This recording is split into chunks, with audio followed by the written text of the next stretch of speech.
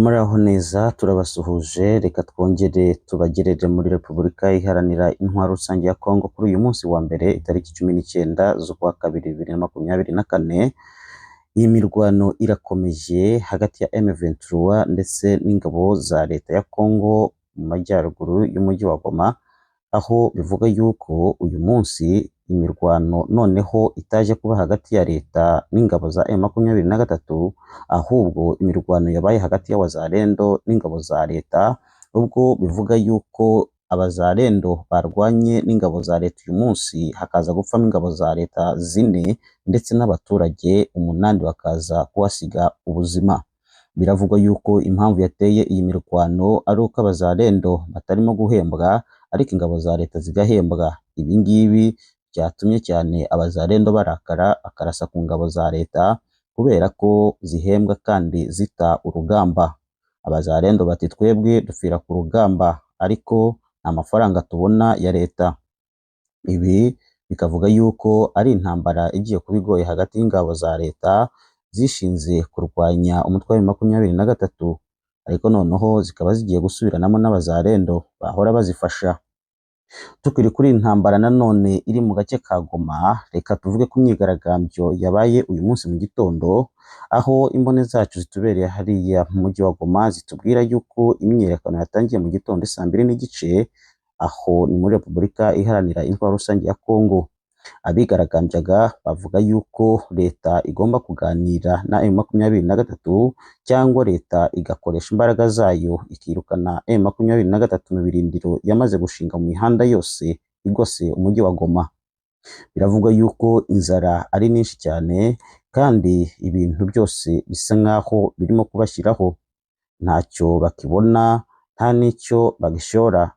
Biravuga yuko aba baturage bihaye imihanda bikoreye amabuye, abandi bikoreye icyo babonye cyose ku muhanda. Nta botike yigeze ifungura, nta mihanda yigeze igendwa uyu munsi wose. Kuva igihe cy'isambiri kugeza 11:00 imihanda yari ifunze kandi yuzuye amabuye. Biravuga yuko abigaragambyaga bagiye ku nyubako ya guverinori ndetse abandi bakiha imihanda yerekeza ahaje za Sake. Biravugwa yuko nanone igipolisi cyashizemo mabisi, ibintu bikaza kugenda nabi ku baturage ubwo baterwaga za tiyagazi kugira ngo babashe gushwiragira. Gusa kandi ibi bintu bikaba ari ibintu bikomeye cyane, nk'uko ubuzima bw'abatuye mu mujyi wa Goma busa n'ubuzima buri mu icupa. Aba ntaho bafite kujya, ntabyo bafite kubona, nk'uko inzira zose zafunzwe na M23.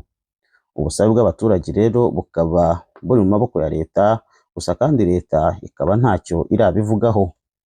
Ariko hagati aho nanone tukiri muri iyi ntambara ya M23 na leta, biravugwa yuko uyu munsi habayeho inama ikomeye yahuje Kisegeti ndetse na komisiyo ye, bashaka kurebera hamwe uburyo ki bobonera amahoro aramye mu gace k'uburasirazuba bwa Kongo.